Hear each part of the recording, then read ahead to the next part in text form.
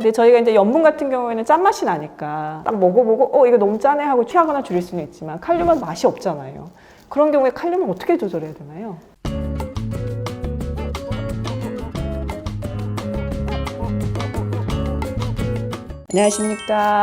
안녕하십니까 킹콩님들, 대한신장학회 홍보이사 배은입니다. 저희가 오늘 가지고 온 주제는 저염식 그리고 저칼륨식입니다. 이전에 식사요법에 대해서 많이 다뤄지긴 했는데요. 많은 분들이 이 내용에 대해서 궁금하셔서 저염식과 저칼륨식만 따로 떼서 두 분 교수님 모시고 이야기 나눠보도록 하겠습니다. 네, 안녕하세요. 저는 대한신장학회 신장내과 전문의 일산차병원 이미정입니다. 안녕하세요. 저는 한양의대 명지병원 신장내과 권영은입니다. 네, 먼저 저희 저염식부터 알아보도록 하겠습니다. 만성 콩팥병 환자분들은 싱겁게 드시라는 얘기를 귀가 따갑게 듣잖아요. 왜 싱겁게 드셔야 되나요? 네, 콩팥이 약한 분들께 싱겁게 드시라고 말씀을 드리는 이유는요. 염분을 과도하게 섭취를 했을 때 우리 몸에 혈압이 올라가는 고혈압이 발생하게 되고 또 그것이 약화가 되게 됩니다.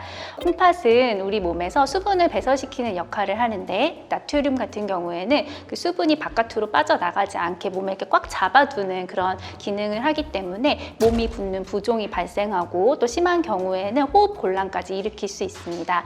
그래서 염분 섭취를 줄이시는 경우에는 이런 고혈압이나 부종을 좀 조절을 잘 할 수 있게 되고 이런 것들이 콩팥 건강을 지키는 데 도움이 됩니다. 만성 콩팥병 환자분들한테는 꼭 저염식을 해야 되겠군요. 네. 그렇다면 저희가 소금을 하루에 어느 정도나 섭취를 해야 될까요? 소금은 나트륨과 염소가 같이 이제 붙어 있게 되는데 저희 신장 환자들의 식이 가이드라인에서는 나트륨을 기준으로 했을 때 하루에 2.3g 이하로 섭취하도록 되어 있습니다. 그래서 나트륨으로는 대략 2g, 일반 소금, 염화 나트륨으로 했을 때는 5g의 양으로 기억하시면 쉽게 이해하실 수 있을 것 같습니다. 소금은 대한민국 사람들이 평균적으로 약 12g 정도 하루에 먹는 것으로 그렇게 되어 있기 때문에 5g은 사실은 굉장히 적은 양입니다. 그리고 식품 자체가 약 2g 정도의 소금을 자연적으로 가지고 있기 때문에 하루에 섭취할 수 있는 소금의 양은 3g이고 세 끼 식사를 한다고 하면 끼니당 1g의 소금을 추가로 섭취할 수 있게 됩니다. 그렇다면 하루에 3g의 소금을 섭취하려면 어떻게 해야 되나요? 만약에 제가 한 끼에 1g의 소금을 사용한다고 가정을 한다면 국이나 반찬을 합쳐서 사용할 수 있는 소금의 양이 티스푼으로 한 5분의 1 정도밖에 되지가 않습니다. 네, 그래서 추천을 해드리자면은 국이나 반찬을 조리를 하실 때는 기본적으로 무염으로 조리를 하시고 그 이후에 소금 1g이나 소금 1g에 해당하는 간장, 된장, 고추장을 따로 덜어서 간을 하시거나 찍어 드시는 방법을 추천을 드립니다. 소금에 비해서 나트륨 함량이 현저하게 낮기 때문에 5분의 1 티스푼의 소금이랑 똑같은 용량이 소금을 줄이기 위해서 소금 함량이 적은 고추장이라든지 된장, 간장 이런 거를 좀 사용하시는 게 도움이 된다고 얘기를 해주셨고요. 이 외에도 또 어떤 양념, 예를 들어서 활용을 하면 좀 더 맛있게 먹을 수가 있을까요? 대표적으로 단맛을 내는 설탕, 잼, 꿀이라든지 식초나 레몬즙, 그리고 후추, 고춧가루, 겨자라든지 와사비 같은 것들을 사용하면 저희가 입맛을 잃지 않고 식사를 하는데 좀 도움이 됩니다. 부득이하게 양념을 해야 되는 상황이 있을 수 있는데요. 그럴 때는 소금을 미리 하지 마시고 후추라든지 파, 고춧가루 같은 것들을 먼저 사용하시고 음식을 조리할 때 마지막에 소금을 넣어서 간을 맞추시면 소금량을 적게 사용하면서 저희가 비교적 좀 짠맛을 느낄 수 있기 때문에 도움이 됩니다. 그래서 이러한 저염식의 가장 핵심 키포인트는 본연의 맛을 살려서 조리를 하는 것, 그것이 저염식의 핵심이라고 볼 수 있겠습니다. 코로나가 장기화되면서 테이크아웃 하시거나 아니면 또 배달 음식 많이 드시는 것 같아요. 근데 그런 음식에는 염분이 좀 많이 들어있잖아요. 어떤가요? 일단 외식 같은 경우에는 기본적으로 좀 간이 세기 때문에 맛있게 느껴지는 부분도 있거든요. 그래서 외식은 가능하시면 자제를 하시는 게 좋겠는데 그래도 외식을 하셔야 된다면 음식을 좀 신중하게 선택을 하셨으면 좋겠습니다. 국물이 있는 음식은 가급적 드시지 않는 것이 좋겠고요. 샐러드나 비빔밥처럼 양념이나 소스가 포함된 음식은 빼고 드시거나 아니면 따로 달라고 하셔서 덜어 드시는 것이 좋을 것 같습니다. 그렇다면 이제 집밥을 직접 만들어 먹어야 될 것 같은데 좀 팁을 알려주실까요? 소금이 많이 들어갈 수 있는 조림보다는 구이나 찜, 볶음으로 요리를 하시는 것이 저희 음식을 하는데 좀 도움이 되겠습니다. 또한 반찬은 덜어먹고 일품 요리로 준비를 하시는 것이 좋겠습니다. 보통 이제 저희가 한식 상차림이라고 하면 밥, 국, 반찬 이렇게 준비를 하게 되는데 그 각각을 다 저염으로 준비를 하기는 쉽지가 않거든요. 그렇기 때문에 일품 요리 준비를 하시는 게 좋겠고, 편하게 조리할 수 있는 가공식품 같은 경우는 말씀하신 것처럼 염분도 많이 포함이 되어 있지만 사실 인 함량도 굉장히 높습니다. 그래서 가능하면 그런 쪽은 좀 피하시는 게 도움이 되겠습니다. 저희가 우리 킹콩님들 참고하시라고 일품 요리 여기 만들어서 올려놨습니다. 참고하시면 도움이 될 것 같고요. 일품 요리하면 빠질 수 없는 게 라면이잖아요. 예. 라면은 어떤가요? 라면은 대표적인 고나트륨 음식이기 때문에 가급적이면 드시지 않는 것이 좋겠고요. 만약에 라면을 국물까지 다 드신다고 하면은 하루에 권장되는 나트륨의 한 98%까지 다 해당이 되기 때문에 국물은 정말 안 드시는 게 좋겠고, 만약에 면만 건져서 드신다고 하더라도 한 30에서 40% 정도 권장량에 해당이 되기 때문에 양을 좀 조절해서 드시는 것이 좋겠습니다. 네. 그래서 저희가 또 준비했습니다. 라면을 꼭 드시고 싶은 분들은 여기 영상을 참고해 주시기 바라겠습니다. 아까 전에도 잠깐 설명해 주시긴 했는데 한국 사람들 국물 좀 많이 드시잖아요. 어떻게 해야 되나요? 이 국물을 줄일 수도 없고 안 먹을 수도 없고. 국물은 드시지 않는 것이 좋습니다. 콩팥병 환자분들은 젓가락을 사용해서만 식사를 드시는 것이 좋다라고 말할 정도로 국물은 피하시라고 말씀을 드립니다. 너무나 많은 나트륨이 포함이 되어 있기 때문인데요.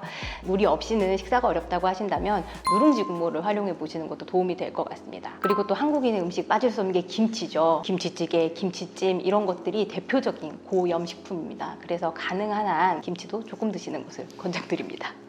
짠맛이 느껴지지 않는다고 하더라도 면이라던가 빵, 떡에도 나트륨이 포함이 되어 있는 경우가 많기 때문에 성분을 좀 꼭 확인하고 드시는 습관을 가지시는 게 좋을 것 같습니다.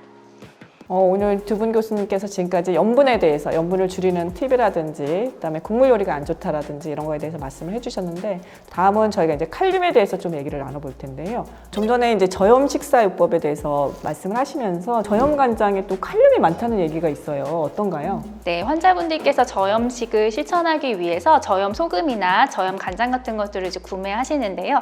이런 제품들은 나트륨을 칼륨으로 대체해서 짠맛을 내는 경우가 많습니다. 그런데 이제 콩팥 기능이 떨어져 있는 만성 콩팥병 환자분들 같은 경우에는 칼륨을 과도하게 섭취하는 것이 오히려 해가 될 수 있어서 저염 소금이나 저염 간장을 좀 주의를 하시는 게 좋겠고요. 칼륨은 콩팥으로 한 90% 정도가 배설이 되기 때문에 콩팥의 기능이 떨어져 있는 만성 콩팥병 환자들에서는 이제 혈중이 축적이 될 수가 있겠죠. 칼륨은 근육, 특히 심장의 근육에 영향을 미침으로써 심장이 불규칙하게 뛰는 부정맥을 일으킬 수 있을 뿐만 아니라 심한 경우에는 심장 마비까지 일으킬 수 있기 때문에 각별히 좀 주의를 하시는 것이 좋겠습니다. 네, 만성 콩팥병 환자에서 다 칼륨을 피해야 되는 건 아니고 방금 말씀해 주셨듯이 좀 단계마다 차이가 있는 것 같아요. 어떤가요? 그래서 저희가 흔히 이제 신장 기능, 사구체 여과율이 30 이하로 떨어지는 상황에서는 소변으로의 칼륨의 배출이 좀 저하가 된다고 알려져 있고, 그래서 몸에 쌓이게 되면 아까 말씀하신 그런 심장마비와 같은 굉장히 어려운 상황에 처할 수 있기 때문에 그때는 칼륨의 섭취를 좀 피해야 합니다. 개인마다 상황이 굉장히 다른데요. 원인 신장 질환이라든지 드시고 있는 약제라든지 이런 거에 따라서 칼륨을 제한하는 정도의 차이가 있을 수 있습니다. 그래서 항상 주치의 선생님께 칼륨 수치가 얼마인지, 정상보다 높아져 있는지 확인하시고 높아져 있다면 반드시 식사의 칼륨을 조절하는 것을 권유드립니다. 근데 저희가 이제 염분 같은 경우에는 짠맛이 나니까 딱 먹어보고 이거 너무 짜네 하고 취하거나 줄일 수는 있지만 칼륨은 맛이 없잖아요. 그런 경우에 칼륨은 어떻게 조절해야 되나요? 칼륨 같은 경우에는 맛이 느껴지지 않기 때문에 이제 환자분들이 그걸 느끼기는 어려우실 것 같고요. 대신에 칼륨이 높은 좀 고칼륨 음식 대표적인 것들은 좀 기억을 하시는 것이 좋겠고, 저희 대한신장학회 하이디 앱이나 식품의약품안전처 사이트에 식품 성분집 같은 것들 다운로드해서 참고하시면 좋을 것 같습니다. 칼륨의 주요 공급원은 과일하고 채소입니다. 도표를 보시면 고칼륨, 중칼륨, 저칼륨 이렇게 분류가 되어 있는데요. 야채에서는 시금치, 미나리, 고추잎 같은 것이 포함이 될 것이고요. 과일에는 바나나, 멜론, 토마토 등이 포함이 되겠습니다. 네. 네. 만성콩팥병 환자분들한테는 뭐 단백질도 좀 줄이라고 그러고 저염식하라고 그러고 채소 과일까지 또 못 먹으라고 하면 도대체 뭘 먹냐 막 이렇게 물어보시는 분들이 많거든요. 채소 과일을 먹기는 하지만 또 약을 같이 먹으면 줄일 수도 있는 거죠. 약을 처방할 수 있나요?